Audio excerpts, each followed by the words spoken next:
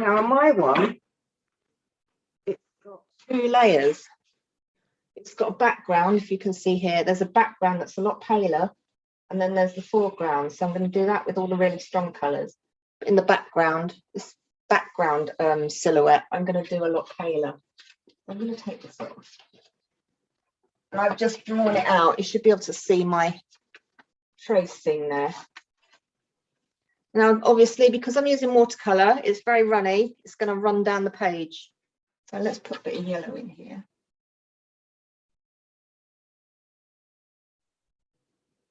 Green.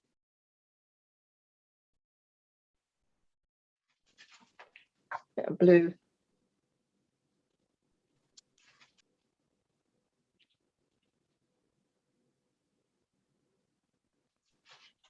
There's some bread.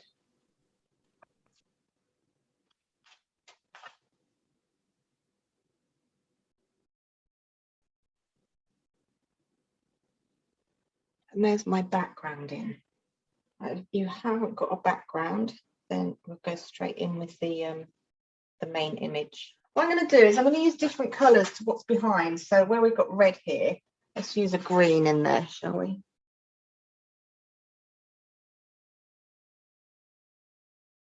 And if you want it to run, you can always add a lot more water to it. I'm working vertically, so I can get it to run quite easily.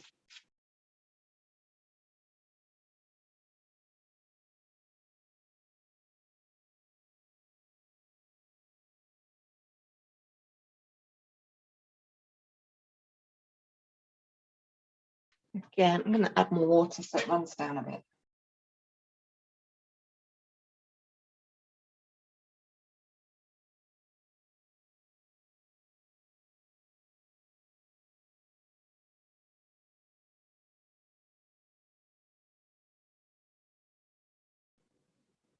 Some nice runs happening.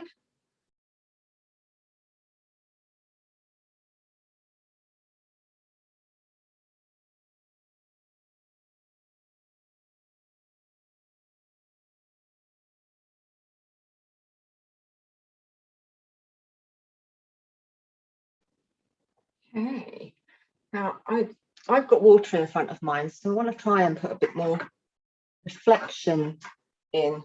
I'm just going to run a wet brush along the bottom of these so they all run down a bit more.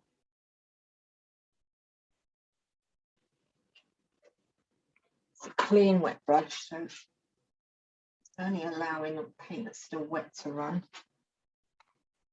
Down a bit further.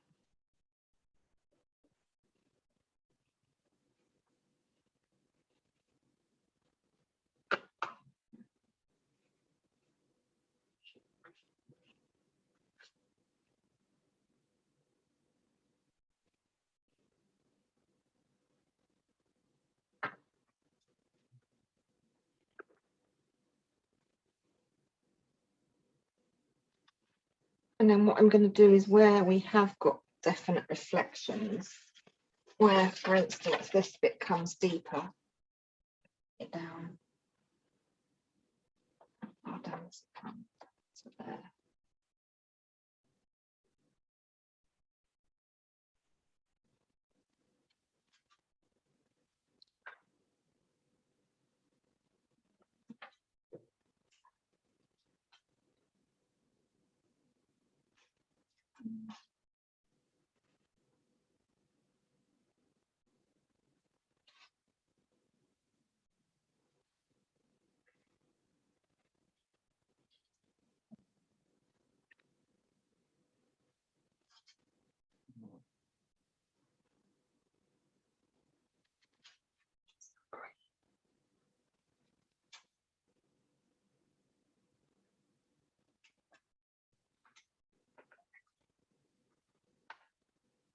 Okay, and then while that's still wet, I just want to put some other splodges of colour into some of these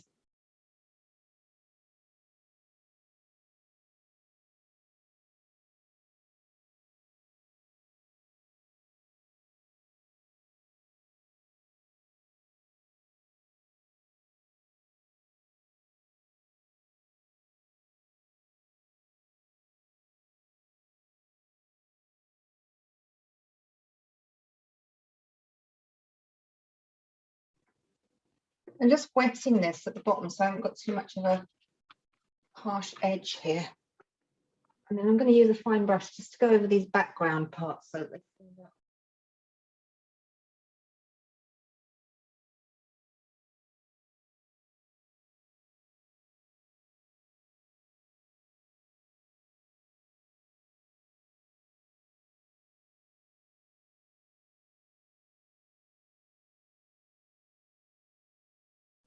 So you don't have to copy mine exactly, just kind of quite random, really. You don't have to do anything about defining the buildings apart from their outlines, really, unless you want to put windows in, and then you can put some white dots in them.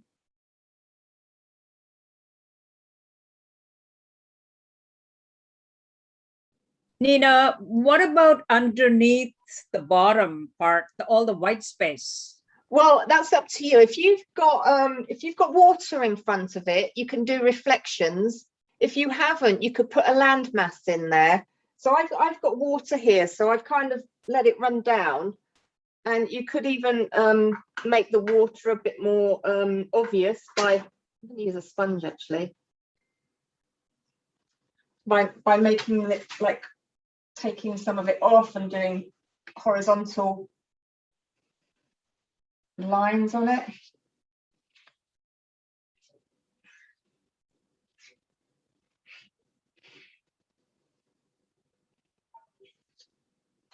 So it looks a bit more like water reflections.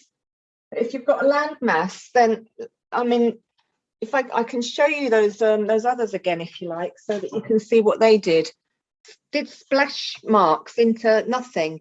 So they've got no, and we're going to put these splashes all over it afterwards as well.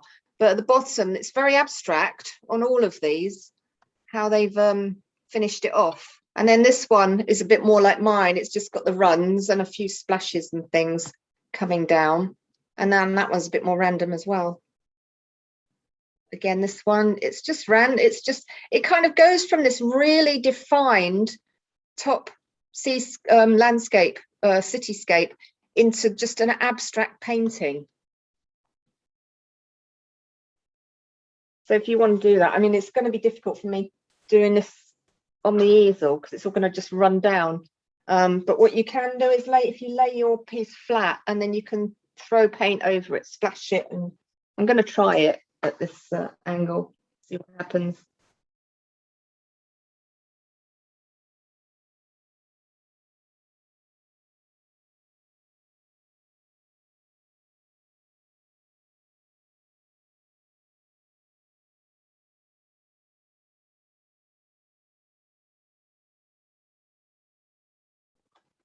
Then you could do some scraping back as well if you want to put more detail in.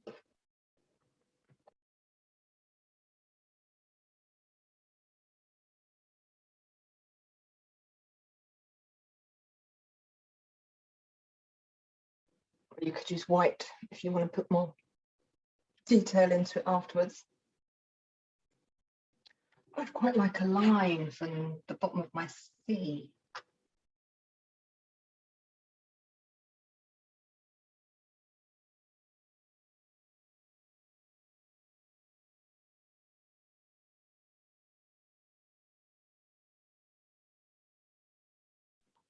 Right, I've got to that stage with the watercolour now where I need that big sign that says leave it alone. It's starting to get muddy.